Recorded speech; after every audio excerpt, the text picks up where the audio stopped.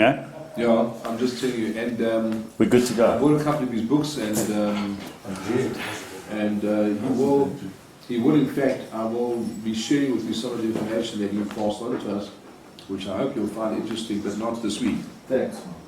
Because this week we are going to divert slightly, and it's vaguely within the theme, because we saw that what? It's vaguely within the theme that we started discussing the last couple of weeks, because we know that Achashverosh, he had issues with his wife. Right, let's put that way. Okay, and he decommissioned her, rather in a manner of speaking. And we're going to talk a little bit tonight about the Megillah of Esther, which is actually in about 1.5 weeks' time. And I hope that what I say, I've said it many, many times actually, but it always amazes me when I say it, and it always just, it's astonishing, in fact, what is there. But I just want to give you... Sorry to interrupt, I thought we were going to talk about the tie between Purim and the Nazis. That's it. Is this the same Drosh? Okay. We will get there. Yeah, we will You're get there. comparing my wife to a Nazi. Well, no comment. This is everything you say being recorded. Okay, lucky you're the one censoring it. So at any rate, perhaps just a little bit of background, that the story of Purim took place approximately 2,500 years ago. Okay, in fact, if you want the exact date according to our chronological events, the story of Purim, in other words, the year that Haman actually cast lots, was in the year 3404 after creation. And now we are 2774, which makes it, we are 5774, which makes it 2,373 years ago. 2,373 years ago. I hope that's more or less right. So it's actually less, it's nearly 2,400 years, not 2,500 years, right? Closer to 2,300 years ago, okay? And in the common era, we would call it in the year minus 357. That was before the common era, 357. Okay. So we have the Megillah of Esther, which we have faithfully been reading, and which has been recorded for all these 2,300 and something years. Did you start reading it the year after that? The year after. They wrote it the year after, and they ordained it that it should be read in all Jewish communities around the world, in Jerusalem one day later, and all cities that have got a wall from the time of Joshua, and in all other places one day earlier, and that was the day that they actually fought the enemies. Now, what is interesting about the Megillah, and I'll show you a couple of visuals as we're going along, just to make it more graphic, is that the Megillah, of course, we all know that it does not have the name of God mentioned even once, right? But the whole idea of the Megillah is that it is to teach us. In fact, if you even take the title, Megillat Esther means to uncover the secrets. Megillah can be Megale, which means to uncover, and Esther is hidden. It's to uncover that which is hidden. The hand of God is hidden. The hand of God is with us all the time. We don't always realize it. And through the story of the Megillah, we sort of see an uncovering of the hand of God. Esther.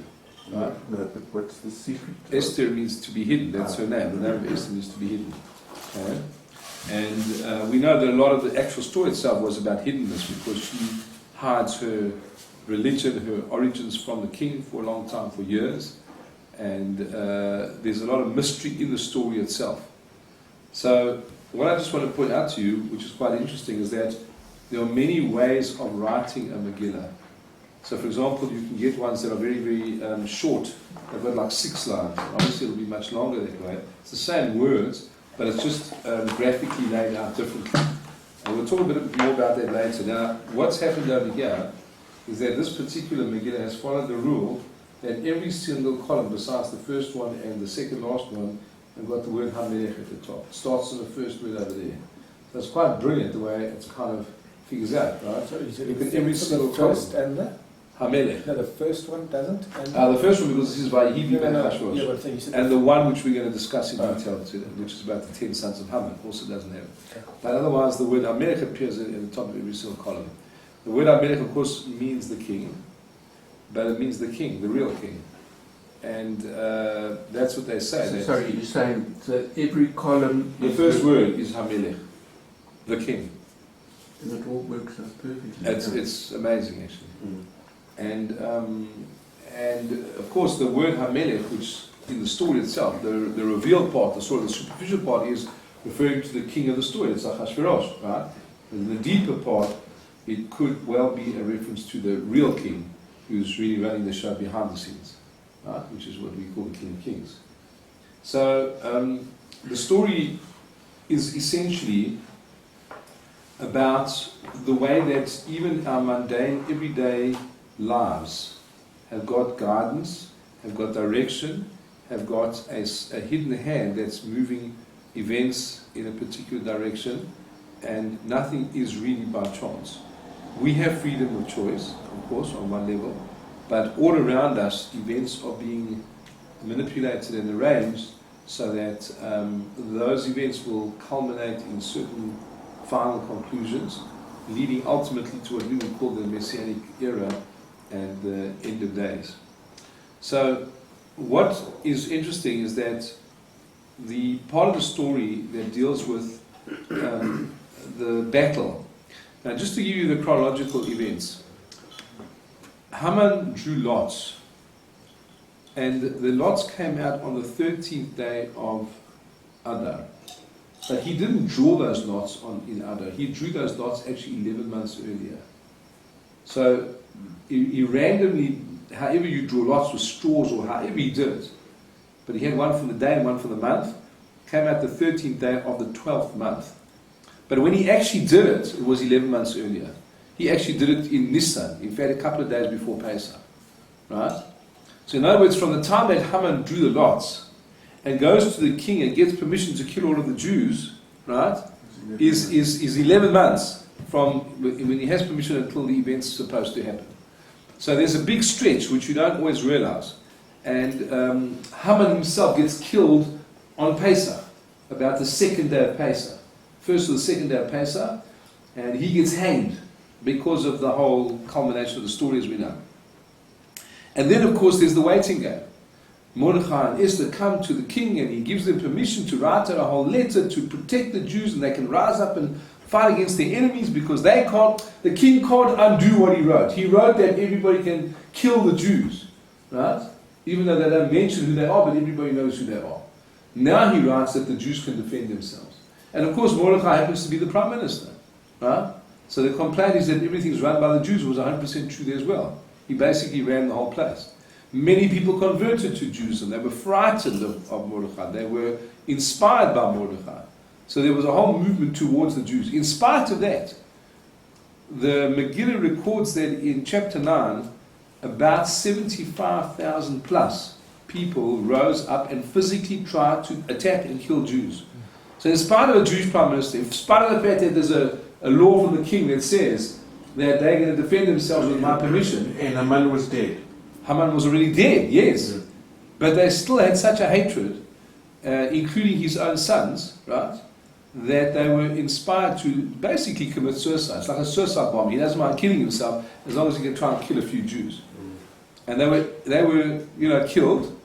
And what happens is that the 10 sons of Haman were also killed, right? In that.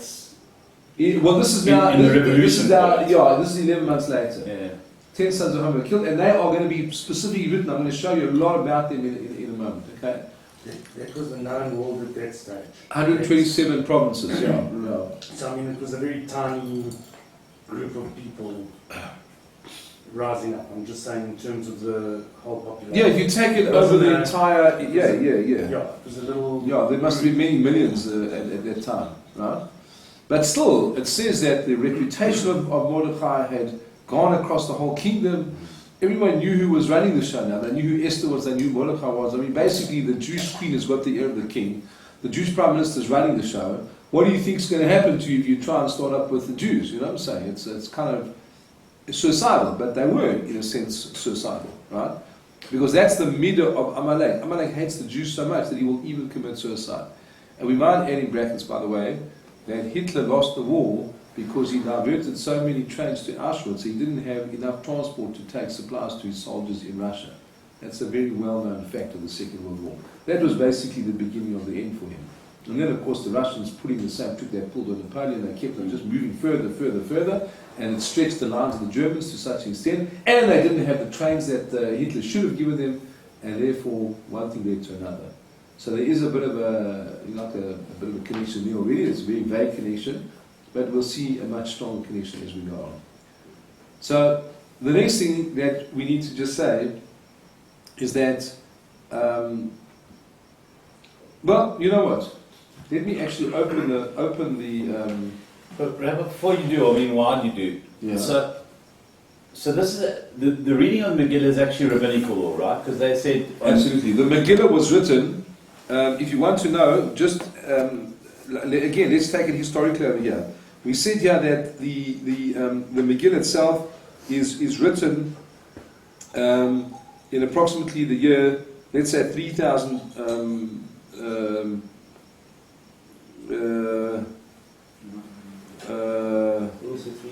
3406, 3405, let's say around there, 3405, okay. and the Torah itself was given in the year 2448, 2448 after creation. So this is 3404, and that's almost 1,000 years later, right? So Moshe brings the Torah down, 5 books of Moses, 1,000 years earlier, nearly 1,000 years earlier, and here you've got the whole story of Purim being played out by great sages such as Mordechai, other great people who sat on the Sanhedrin. There were certain prophets who were alive at that time, but it's certainly not on the level of Moshe Rabbeinu. Sure.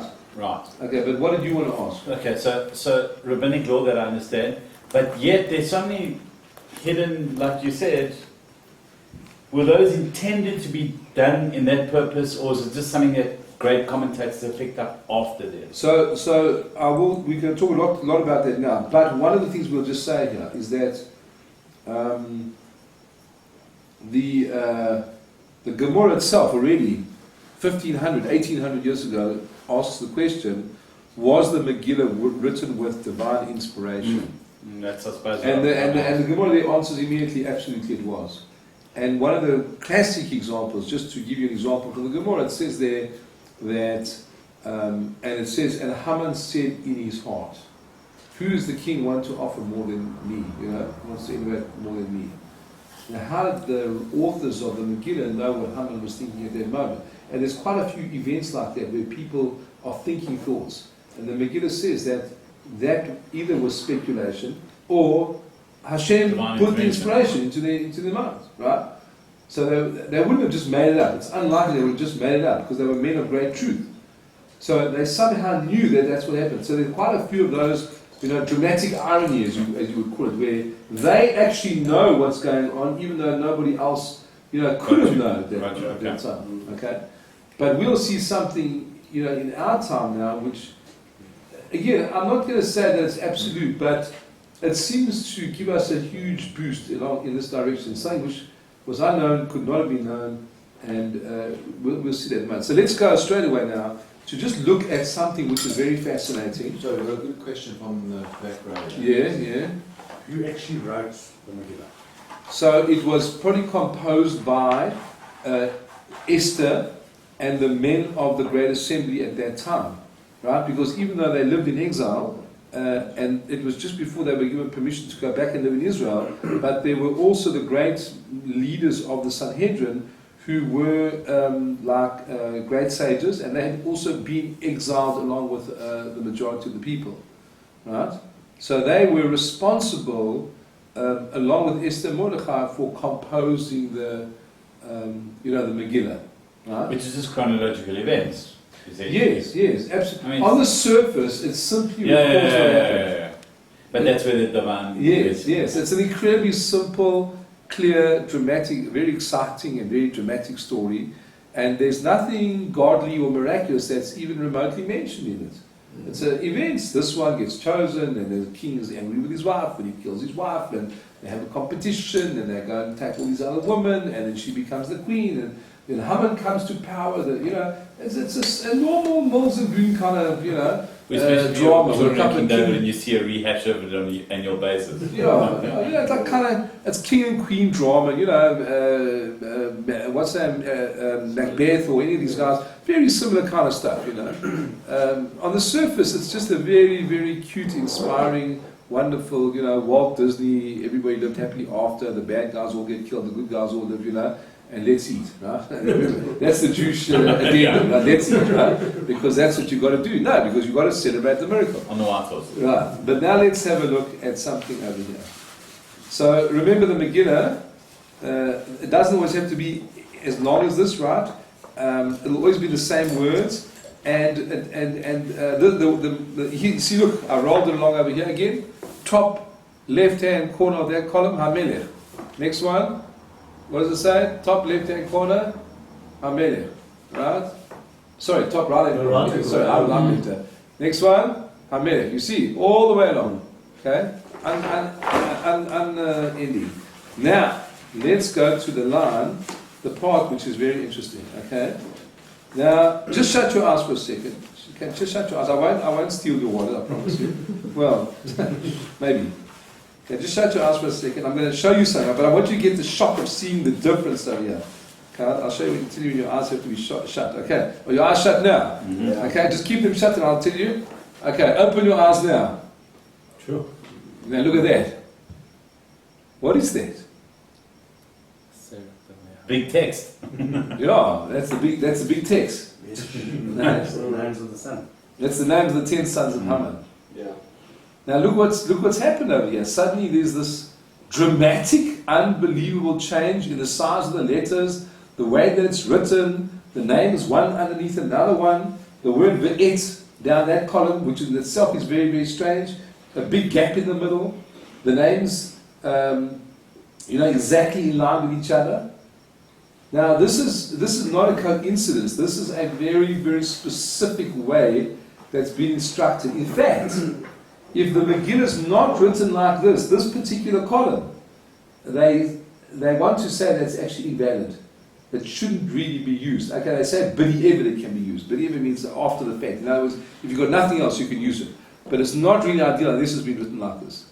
This is the way it's supposed to be written. So it's actually 2 columns that don't have Hamlet. It's 3. Yeah. The first. Yeah. Well, this is like one. And This is a column in it. This is a column. This is one column. Correct, but even the next column doesn't have Hamlet. Yeah, because that's the end. That's actually the end there. You see. In other words, up to the sons of Haman. Up to the sons of Haman. That's it. And then that's the last one over there. You're right, and that's it. Yes. So from the sons of Haman onwards, you don't have. What's actually interesting, by the way, is that the word ish is in the same column. Yes, the word ish, although it refers obliquely to the 500 men who were killed, the word ish also refers to Hashem. Hashem ish milchama. Hashem is the man of war. That's how Hashem is sometimes described in the Torah. So I'm not saying, but the word ish can be again another obscure reference to Hashem. Okay, all right. But so this is the column. Okay. There's a lot of discussion about this column, why it's like this, and what is the theory of it, and so on. One of the ideas is that it is a song. It's a song. Now, whenever you have a song in the Torah, it's a song of praise, it's a song of gratitude and thanks and praise to Hashem, it's got to be written like this. But not exactly like this, because... Like what? Sorry. Like this. Oh, you mean in big, bold text? Well, but not just that, but there's big gaps on the page. Okay. You see now, for example, if I could just show you... yes. Now that's Now, as Shiur, if you've got a pen, you've got a pen over here. You see? It's a left-hander's pen. It's a what? It's a left-hander's pen. That is so cute. Where did you get it from? As a lefty, I'd really like to know. We got it at? The left-hand drive. Okay, now just look over here. Imagine that these, yeah, you can look it up right there in Pasha B'Shlah. So imagine that these are words of Azia Shiur. That is the graphic of how it will appear. Yes, you got it there. Brilliant. There you are. Okay. So that's it. So that's another format of a shira, of a song that is in Tanakh, right? Now, just incidentally, one of the most wonderful explanations I've ever seen is that when you try to sing a song, right, you are sort of speechless because of the sense of the greatness of the moment and the miracle, the awesomeness of the miracle, and these gaps in the middle represent the words that you are not able to say.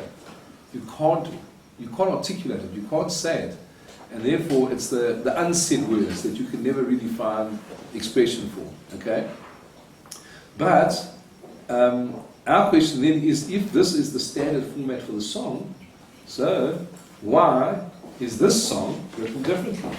Right? That's one question. The second question is, what kind of a song is this? This is just My question would this be, is just why would articulating you- the 10 sons of Ham that got killed. Why would you want to praise them in song? Now, you're not praising them. You're just singing a song about the fact that they're dead.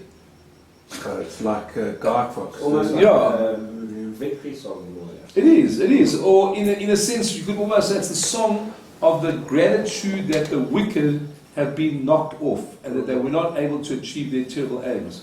Right? Is there a parallel between that and the song at the sea? Absolutely. Yeah. There is, but except that the format, the structure is different. And this is a big science, it's a big discussion about this particular format, okay? So, now what I want to show you, actually there's a whole discussion about why these names are formulated like they are. But just to give you like one simple example, it could be that they were all hanging one under another on the gallows. And that's what the sense is, that they're all like underneath each other. Right?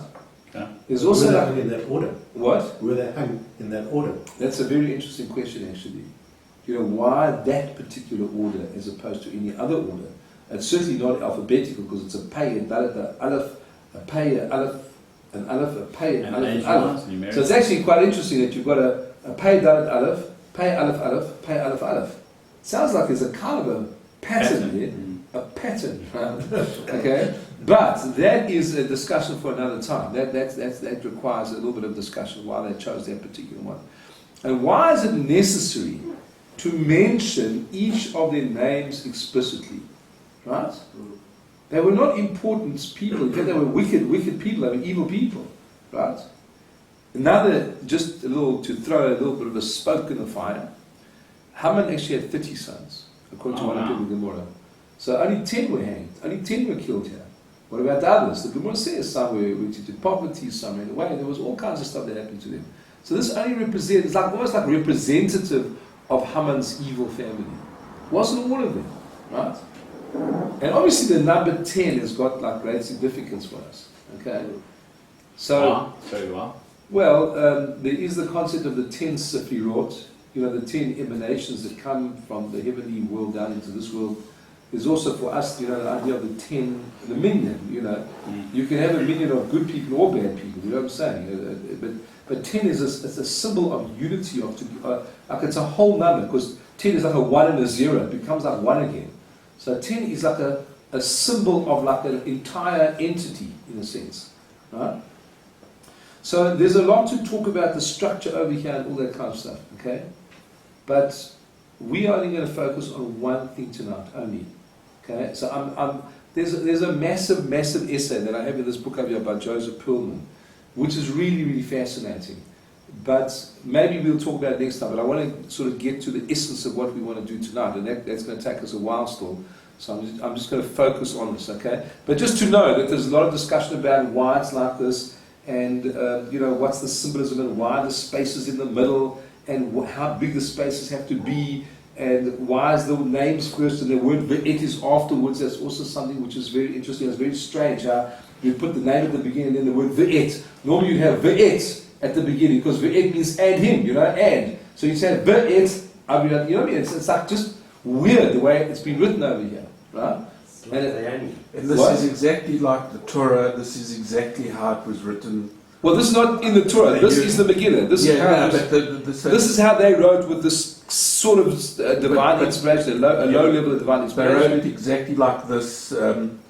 That But not all They- Megillahs they- are written like this, because some of them are written like with only 6 lines. So then you're going to end up having 6 and 4. So it won't be one long column, but it'll be a similar format. And also what is very significant is the fact that they chose to make the letters so big, right? Okay, so now a very, very significant point over here is if you look amongst these very large letters over here, notice that for some weird reason they decided to make some of the letters very small. Not normal like these over here, right, the normal letters, but extremely small. So if you look at the top line, Pashandata, the tough, can you see the little tough? Yes, yeah. That like suddenly shrank over there, right? You see that? Okay, us aging fellas, yeah? Look at Pashandata. There's a tiny tough over there. You see that? Yeah. Okay. And the shin. Okay, then you go Dalphon, then you go down to Asafta Porata, Adalia Oraidata, then you got Parmashta, Shin, tiny little shin over there. You see that? Tiny little shin. Right? Right. Pop. And then you got the tiny little Zayin at the bottom, which looks like a U. It's so small, it looks like a U. Right? Really, really small. Must be a That's gematria- minuscule. Might be a gematria thing. Well, we're going to talk about this, right? And then you've got one large letter. Can anybody spot the large letter? Reverse, whatever the name is at the bottom right-hand corner, I can't see what this is. What is it? Vav. It's a Vav. Vav, Can you yeah. see that it's quite No, exaggerated? Yeah. Okay. The Vav. Mm. Okay. Mm. So can someone just write down these letters here so we can figure this out? You've got a Taf at the top, you've got a Shin, and you've got a Zayin, and then you've got like a large Vav. So just put out all those letters over there. Tough. Taf, Shin, Zayin, those are your tiny letters, and then you've got a large Vav. Okay? Let's see this one. Okay. At the very last, Right. at the very last name, yeah. Okay. Okay. Mm. Okay. So this is the tradition that we follow, in the writing of the Megillah, and many communities. Very painted at the bottom. Oh, yeah, okay. All right, so many communities write it like this around the world. Not everybody, but it could be the vast majority write it like this. Okay. And this is the way it's been, faithfully transmitted for thousands of years. Right? So let me just give you a tiny background of the story that revolves around these 10 sons over here. Just to read you the verses before and after, because you need a bit of a context. You can't just talk about them. Okay? You could actually, but just to make it a little bit more interesting. So just to save time, I'll just read you the English over here. Okay? So, you see, even in the Sephardi version, right? So even when he's printing, he shows it like that. You see, because that's. In fact, look at the way they've done it. They've shown this massive gap, right? Between there's a whole debate about how many letters you need between. What's the size of the gap, the minimum gap that you need? In that one, it's obviously a much smaller. Yeah, he's shown this. So it's a whole discussion about how big the gap itself has to be. All of it is not just by coincidence.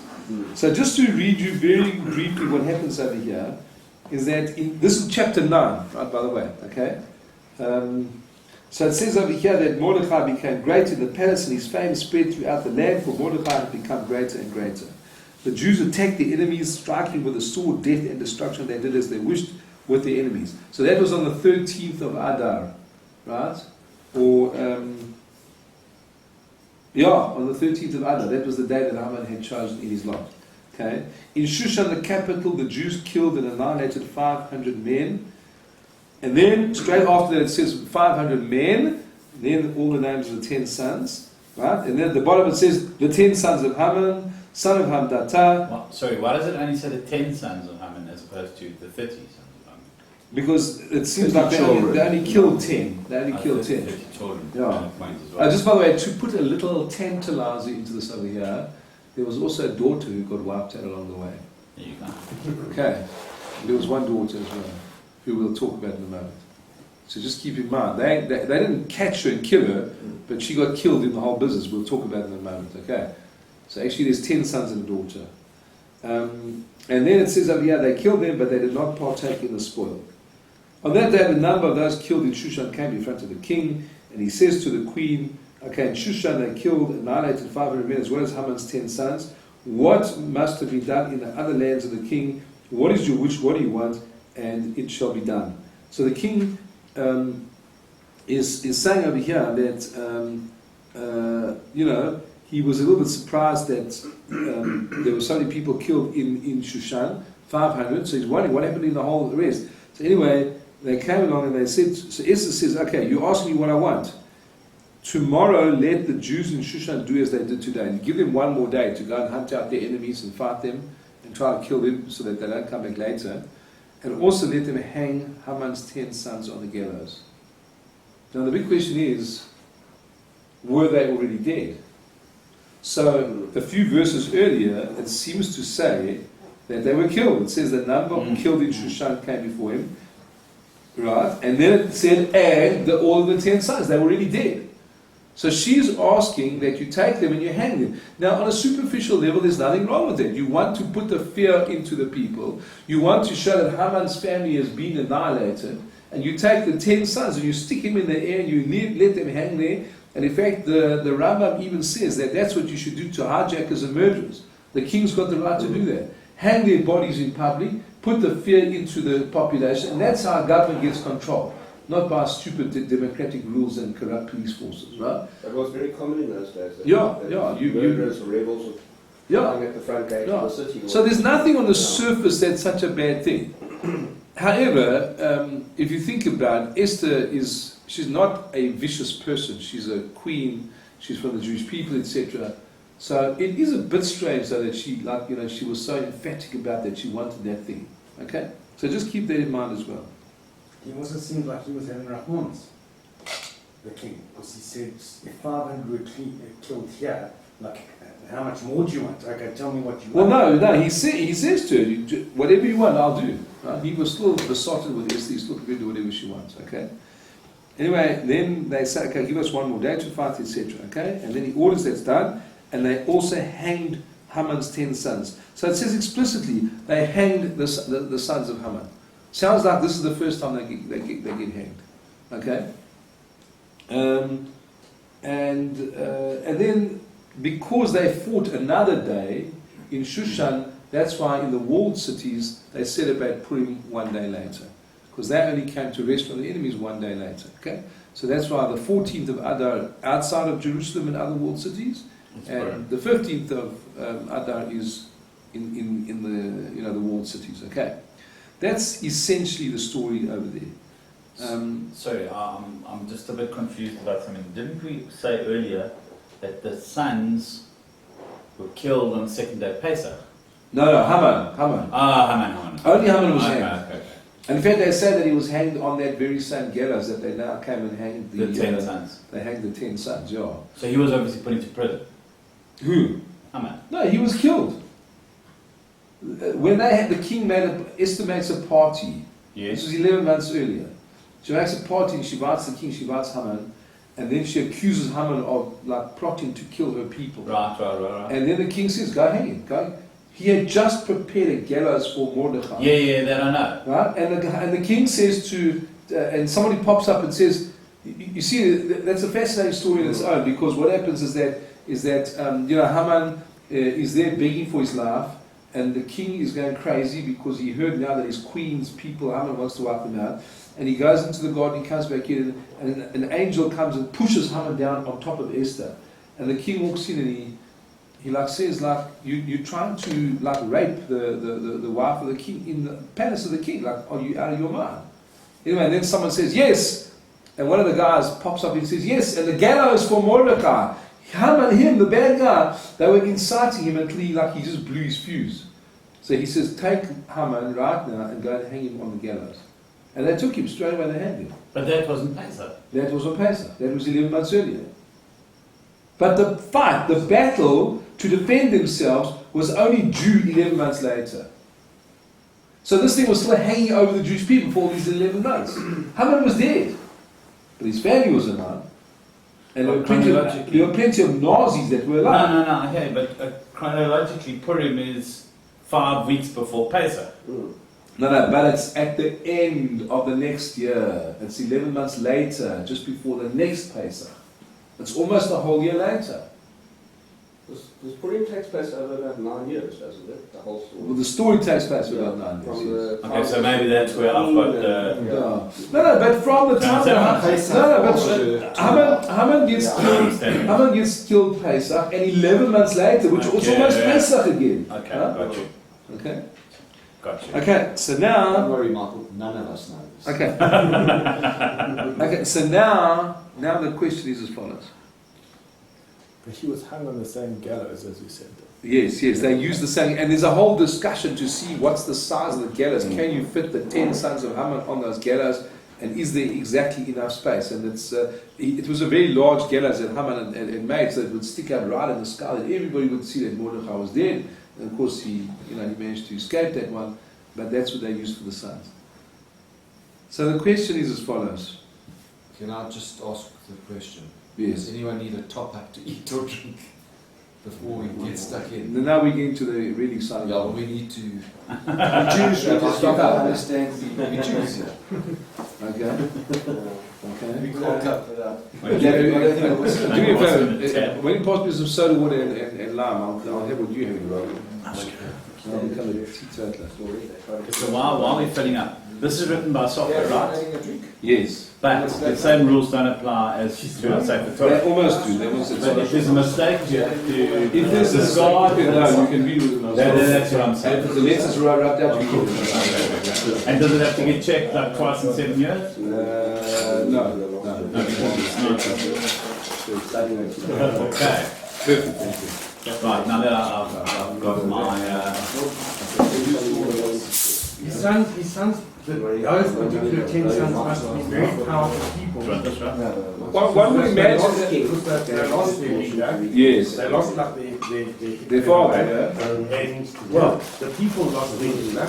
I think I'm believing. I don't understand. I thought it was I'm looking here, I'm going, why do you keep pointing to the coat line? You're asking for life. Hatred is very powerful. Is the son and the king of Persia. He's the king that David Now I'm going to have this. Okay, so now we're coming to the crux of the matter over here. Okay. justice, I think. So the one thing that's I wouldn't say that it's been enigmatic. I mean, I don't know any of the classical commentators that talk about it. But it is odd that the letters are small. These 3 letters are small and the one letter is big. That's odd because it's not an unknown technique. You know, if you look in the Torah, you do find small letters and big letters, right? In fact, in this week's Parsha, the very first word's got a small letter in it. Vayikra, the aleph of the Vayikra is a small letter. Right? So it's a well-known thing, and there's always reasons and discussions about it. So the interesting thing about the Megillah is that no commentator, now you've got a couple of thousand years of commentators. It's a lot of commentators, right? Every generation's got many, many commentators, right?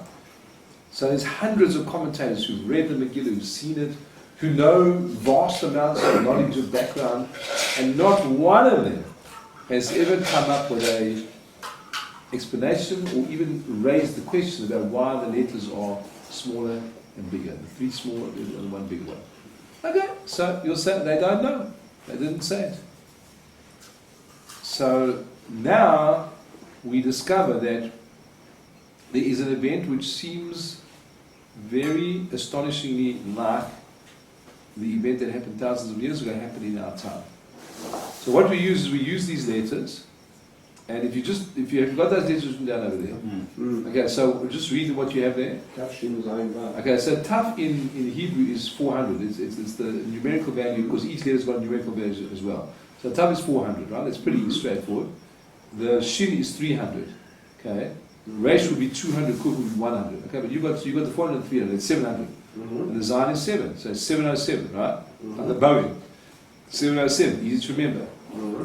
Now, that might it might be like a code, it might be like a hidden code for the number 707. Okay, something to work on. The large vav, however, can't be just the same as those, it's got to be different. Because why is it large? So maybe the large vav could be to give you another number, because vav means 6, but not the same 6 as those. So you've got to have a 6 and you've got to have a 707 separately from each other. Okay? So how about this? The 6th millennium. Now the 6th millennium, in other words, is from the year 5001 until the year 5000, or 5000 until 5999. So, and the 707 will be the years of that millennium. So you've got 5707. So I brought along over here a comprehensive Hebrew calendar, which has got, because remember the Hebrew calendar has been set now already for about 1,500 years. So we know in advance when Pesach, when Purim, when anything's going to come up for the next hundreds of years, okay?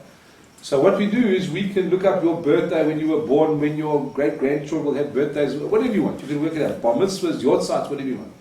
So, and it's got the parallel of the secular year next to you. See, for example, here, 1956. In fact, let me choose the old man's day. 1955, that's when I was born.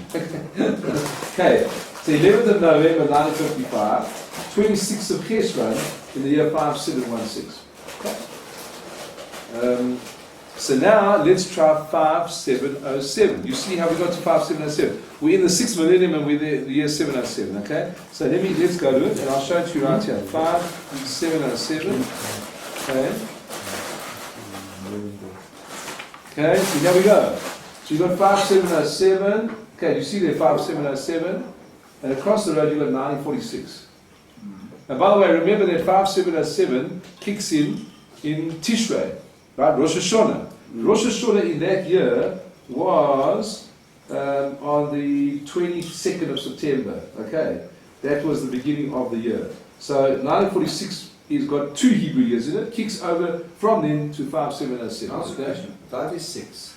What? 5 is 6. Yes. So, why is it not 6707? Because that doesn't exist yet. Right, number one. So then our whole theory would be knocked out. Yeah. But because it's the 6th millennium, from the year 5000 until 5999. Like like a bar mitzvah boy, as soon as he's 13 years old in one day, he's not 13 anymore, he's in his 14th year. I understand. So that's the same thing over here. From the year 5001, it's in the 6th millennium. So when you're born in your first year. Exactly. I think that's how Chinese work. You never, you're born. You're plus one. Yeah, so, okay, so, now listen to this. Okay, so you got the year 5007. That is in 1946. Okay. Now I'm going to read you a little article over here, and then we'll talk about it for a couple of minutes. Okay. There's a guy called Julius Streicher, right? He was one of the Nazi war criminals. Okay. Now this. Say Yevach Shmam V'Zichron for all of what Yes. you're going to say. Right? Yes, all of it. So this is reported on the 16th of October 1946. It's taken from the International News Service. That was before CNN. Right? So hold on, let's look at 16th of October 1946 over here. 16th of October 1946. 1, 2, 3, 4. 1, 2, 4. Was Hoshana Rabbah, interestingly enough. Hoshana Rabbah in the year 5707. Now Hoshana Rabbah, by the way, is like also a day of judgment. It's like Yom Kippur. It's certainly a very significant day when it comes to judgment, right? It's like Yom Kippur, the second Yom Kippur, okay? Isn't it the final seal? Yes, yes. So that in itself is interesting, but okay. So listen to this. So this was reported on the 16th of October 1946. Julius Streicher made his melodramatic appearance at 2:12 a.m. So these are obviously the Nazi murderers who were going to be hanged after the tribunal. By the way, remember, an international military tribunal, right? Found them guilty in Nuremberg, okay, and they sentenced them to death, okay.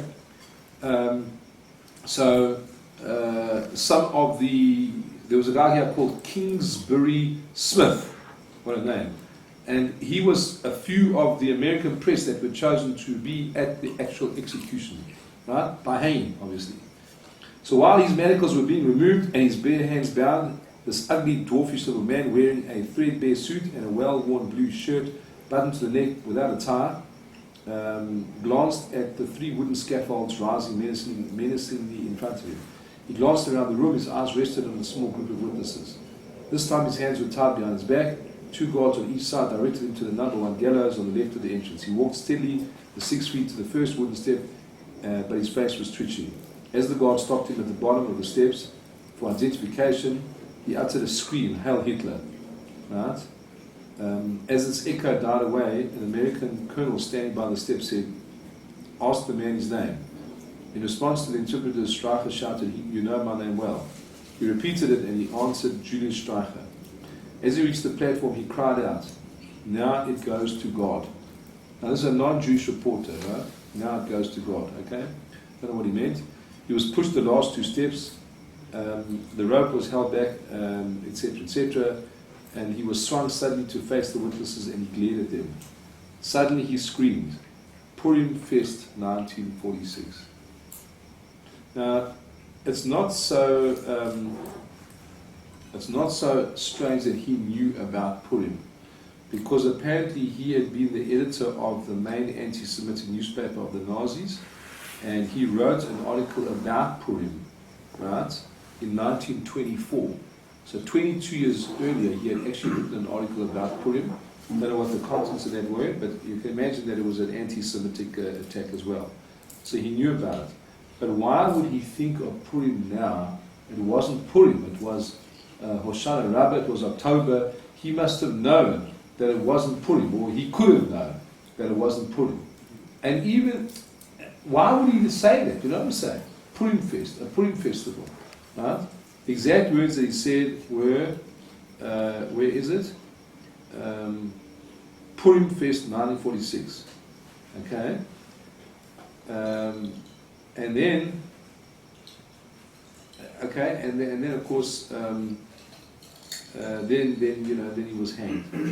So the question that we have a few questions over here. First of all, there's something which is remarkable, that there seems to be an anomaly in the names of the 10 sons of Haman that leads us directly to the 10 Nazi war criminals that were hanged.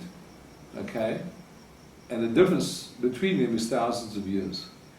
That which they have in common with each other is remarkable, because the word Germany, Germania, is actually mentioned in the Gemara Megillah.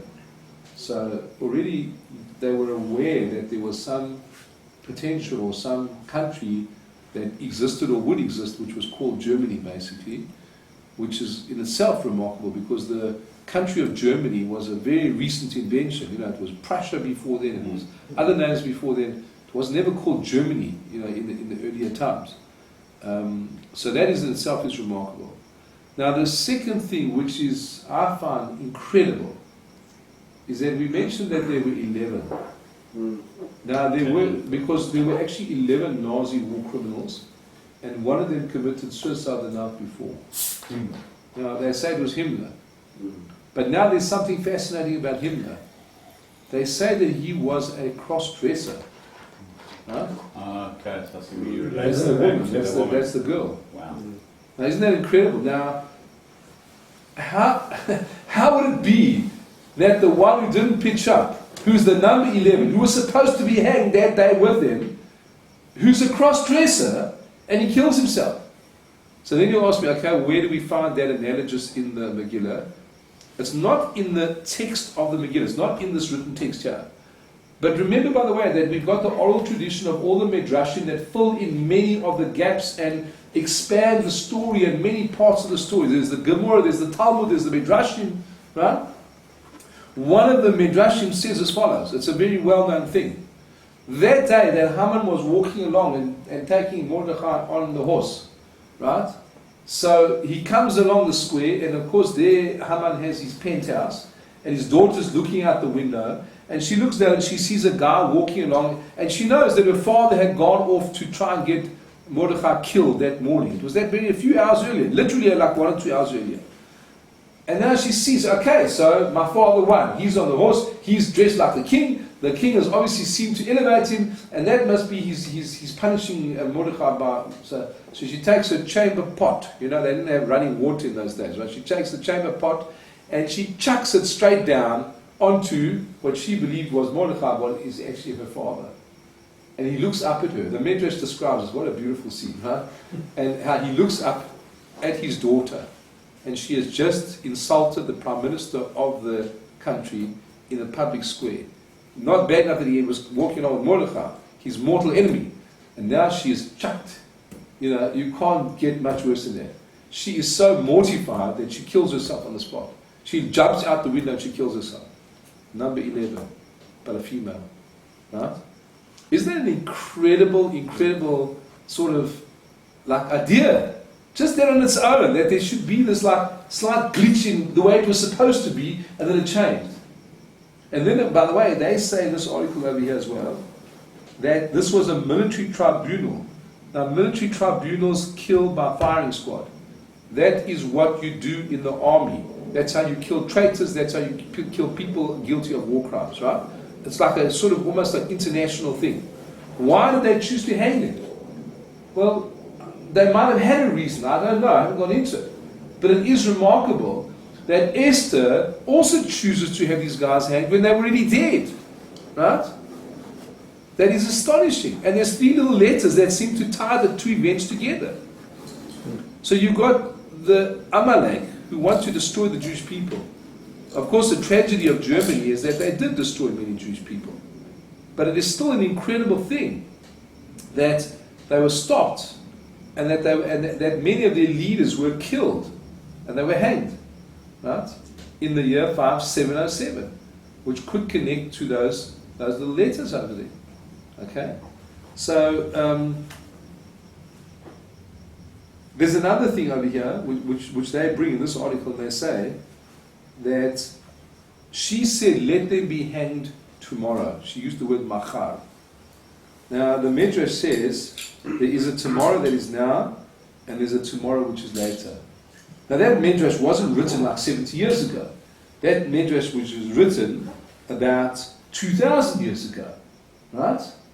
1,500 years ago. That Midrash is saying, you know, when you see the word machar, it can be about machar in a long, long time. Mm-hmm. So the Midrash is already like alluding that there's something which we may see happening machar a long time after that story. Okay? Prophecy. Another thing, by the way, which now really is fascinating. Now, one of the questions which we asked is, the order of the words is wrong here. Because you should have ve'et here, and the name should be after it. And that would come to say, and him, and him. Now, obviously, if you read it on the next line, ve'et him, you know. But the way it's written, it's almost like ve'et somebody else. Him and somebody else, who's not mentioned over here, in the blank. Right? Who are those 10? Where are they? You don't really need the et. Never. No, you just say ver. Yeah, you could have had ver after each name. Ver. Exactly. So and by the way, the word et is famous because it always comes to include something extra, something different, something else besides the obvious. So what is it? Maybe it's this. So it is absolutely astonishing. Let me read you a couple of other things over here. Maybe the ish is the 11th person that was supposed to be hung, and it's also listed in the column of the 10. It's possible. I don't know. It's an interesting idea. Okay.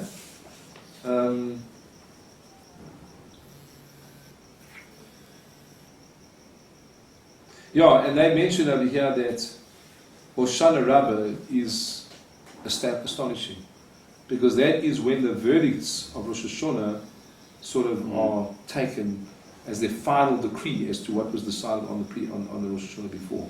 And remember, by the way, that Rosh Hashanah is not just a day of judgment for Jews, it's a day of judgment for the entire world. Not just for Jews, it's for everybody. Okay? What? Rosh Hashanah. Yeah. Sealed on Yom Kippur. Sealed on Yom Kippur, and the final seal is on Hoshana Rabbah. There's like a two stages of the seal. Okay?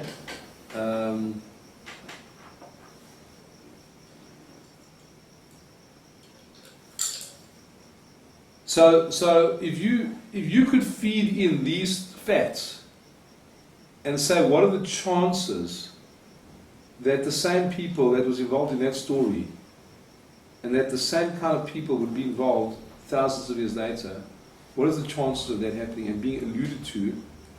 It must be 1 in billions, 1 in hundreds of millions. I don't know how you work with it. You have to ask Charles. Probability must be incredibly remote. So what it's really saying to us is that hidden in the words of the great rabbis, even maybe not even known to them exactly when it was going to happen. Because remember, by the way, that the Az Yashir, which is that song which you just showed us earlier, it also says, Az Yashir Moshe B'nai Israel. Then they will sing in the future. It's not only about what happened then, it also alludes to the future song when the Messianic era will come. So that's the nature of the holy writings, is that they allude to events in the future. When they happen, you don't know what those events are going to be. How could you know what those events are? Right? And the prophet or prophetic vision does not have to know. Often they prophesy without knowing exactly what the message is there. But the gift will be that you'll be able to see it in retrospect. You'll have to look back and you'll be able to see that it was there all the time. We just didn't know what it meant. Right? Mm. And that's what we understand as well, is that when you live in the Messianic era, you'll be able to look back and you'll see all of the events of history. And you'll see how they all were leading up to one thing. Right? So that's really is the thing that's when you read this Megillah, you must read it with a great amount of awe, because this is just one time thing we've been allowed to see. It's sort of like opened itself up to us. And obviously before 70 years ago, like imagine like a little kid coming up to his father 500 years ago and said, Abba, why are these letters little? I don't know, my boy, I don't know, That's just the way it is. That's the way it was written. We sit and we can see. Okay, after terribly tragic events, after terrible nightmare that's happened to the Jewish people. But nevertheless, there's a a connection. Correlation to it's stories. It's event after event after event. It's the numbers. It's the hidden number 11. It's the year. It's interesting to know if there's any connection to the Spanish Inquisition, if there's been any study to see. No, well, they say the 9th of Av. They say that they chucked him out on the 9th of Av. That's when they had to leave, which in itself is remarkable. Why? They didn't know what the 9th of Av was. So that's it. I'm sure, and I stand to be corrected, it was many, many years ago. I'm sure once that I was told that the gematria, there's a gematria similarity between Esau and Hitler. Well, Esav is the real forebear of Hitler, because it goes to Amalek. Correct. But there was some way of tying him up via some kind of gematria. That's what I was told many, many, many years ago. And I mean, even that is just remarkable. Yeah. I mean, it really is. So, not only do we celebrate Purim because of the event that happened thousands of years ago, but we also see that we've been given one little window, to understand the connection to more current events, right? So when you're listening to the Megillah, you may not understand all of the words, but just realize that you are like in the presence of an awesome document. Sure. It is an awesome document. It's written in Hebrew, not Aramaic. No, it's all Hebrew. There are a couple of words which are very hard to understand. Even they don't seem to be pure Hebrew words, like certain of them. But it is basically straightforward Hebrew. Most of it is straightforward, simple Hebrew. And then just explain to me the whole.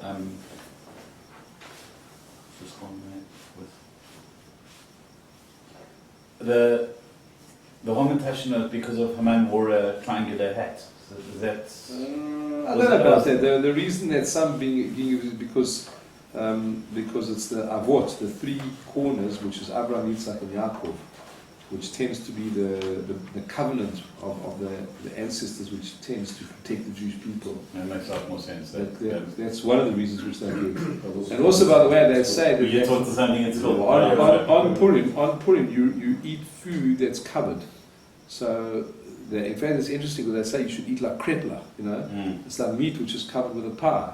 So Homentashen is a very similar thing. It's got the seeds inside and it's covered on the outside, which is really symbolic of what the whole story of Purim is about. It's like searching for the inner truth, searching for that which is inside. Right? just by the way, what is so profound about there's a word which is used in the Megillah a couple of times. That's nahafochu, that everything's changed, everything becomes upside down. In one moment the Jewish people at the bottom, and the next moment they're at the top. And that's always been our lot, right? At the moment, I don't know how you feel, but in many ways, in the eyes of the nations of the world, the Jewish people are at the bottom. They look at us like murderers, like racists, they call us Nazis, they say it's apartheid states, this is that, whatever. And that's fine, they can say that. But in a moment, in a flash, suddenly the entire thing changes and the Jewish people are on the top. And it's happened. It happened in 1948, it happened in 1967, but unfortunately it doesn't last because they go back to their old evil ways. But the reason why they go back to their old evil ways is probably because it's a reaction to the way we are behaving. I mean, what other country in the world has to allow, like terrorists who've murdered innocent people, out free? And then the guy they're negotiating with, he celebrates the release of these terrorists and he makes a party for them.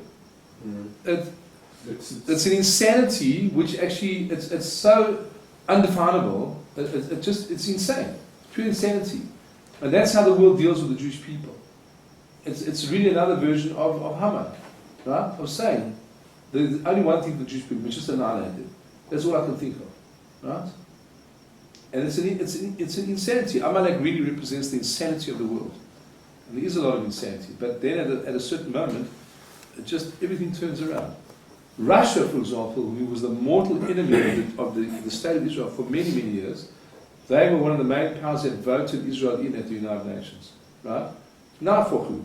Somehow they just turned around, and about, I don't know what it was, 6 months later, a year later, they suddenly became the enemy of the state of Israel, and they remained like it for about the next 40 years. Right? Everything about us is nahafok. It's upside down. It doesn't work. Even today, I mean, one of Israel's least threats today has got to be Germany. It's got to be. Yeah. Compared to who's sitting on our borders. But at the same time, there's a big rising anti-Semitism in Germany today. I'm sure massive rising anti-Semitism. In fact, more than Europe. Paris. I'll say the whole of Europe. Yeah. My view is that the world would be a better place if there were no Jews in it. And if there was one surviving Jew, Motka, the 88-year-old tailor in Warsaw, the economic problems in Argentina would be going to the poor Motka. The world hates us, and they always will. It's not a rational hate. No, it isn't. No. But I suppose that's why we survived. So we had a party after the Holocaust, and the world had a bit of Rahmanis on us for a couple of years, and now it's just gone back to the status quo ante. Mean revision, hatred of the Jews. This manifests itself in... But the thing is, though, is that the big lesson to learn from it, though, one of the big lessons is that the Jews want to be like the Goyim, and that's why they hate us. Yeah. Many Israelis want to be like American, westernized, and democracy, and I mean, Netanyahu says that Abbas must recognize Israel as a Jewish state, but he doesn't even know what a Jewish state is. He doesn't know what he's talking about. And somebody actually said to Netanyahu, "What do you mean by a Jewish state? What is a Jew? Who's a Jew? How do you define a Jewish state?" I'm saying it's a stunning little slogan to like trick Abbas, but it doesn't mean anything in the eyes of Netanyahu, But not only that, when do we need Goyim to recognize us? We're there. We exist because we exist. No, I guess that's a strategy he's using, but I'm just saying, I saw an article the other day, it says, well, why doesn't Netanyahu go ahead and define what exactly is a Jewish state? It'd be interesting to hear. Well, you know, by the way, who they allowed to define Israel as a Jewish state? They allowed Hitler to define Israel as a Jewish state. Because if you had a grandmother or whatever, so they used Hitler's definition of a Jew, which is madness. Right? It's a perversion, actually, of what is Jewish. But because Hitler said it, so therefore Israel said, why would you peg your thing according to Hitler? That's like just emotionalism. Anyway, that's the way they do it. I also heard, and it actually came from a Rav, and I don't want to quote him because I don't remember which one. He was asked a question about cheeseburgers or whatever, and he said, it's actually very simple. He's not for 1 minute saying that they're not good. They probably are. Hundreds of millions of people can't be wrong. But the truth is that we don't eat them because we are told and ordained and it's written down that we don't have them. So therefore it's not whether they're good or bad, it's we can't have them. It's as simple as that. And it's a valid point. The Midrash actually says you're supposed to say, I love cheeseburger, but I'm not going to eat it. Yeah, that's exactly it. Sure. I personally don't think they're all they're made out to be. Well, I can't. That's my instinct tells me they're not so great. You know? They're okay. You They're know? very commercial though. I don't think a cheeseburger. I think of a lot nicer stuff than that. You know, not that I know exactly. Don't give me ideas though. You know? Because you'll pass up bread, so we'll have cheeseburgers. Yeah. Well, they were actually There's a part available. of cheese. There's They are. When Burger Box first and originally opened up, Yeah. they actually had a cheeseburger. You can That's go. not delicious, as well. But Michelin has a part of No, meat. it's a vegetarian. Yeah, they've got the. You've got part of pizza. meat and part of cheese. Yeah. Okay, so guys, I don't know what to do. I think this is this is astounding stuff. This, you know, it's unbelievable. Actually. But, you know, You heard the same thing. That's good Well, I because didn't hear, but he was just talking about it because In theory, I it didn't was, want it. yeah. Rabbi Sussman was busy talking of Rabbi Christians in America. So Rabbi They went for a wedding. Tested for the first time, right in there. Okay, so Interesting, you were talking about the 6-day war. You know? But do you know, I heard this on Shabbos as well, that the only war that is not taught in the West Point, in West Point, because they don't teach miracles. is the 6-day war. Because there's no I think it's There's no strategy to it. there's no rational thinking behind it. It's just not possible. when you've got a creative and marketing brand. Just say one thing. In truth, the Israelis had the Egyptians by complete surprise. No, but there's no war is based on precedents. I mean, strategy they It's teach. crazy. Honestly, surprised them.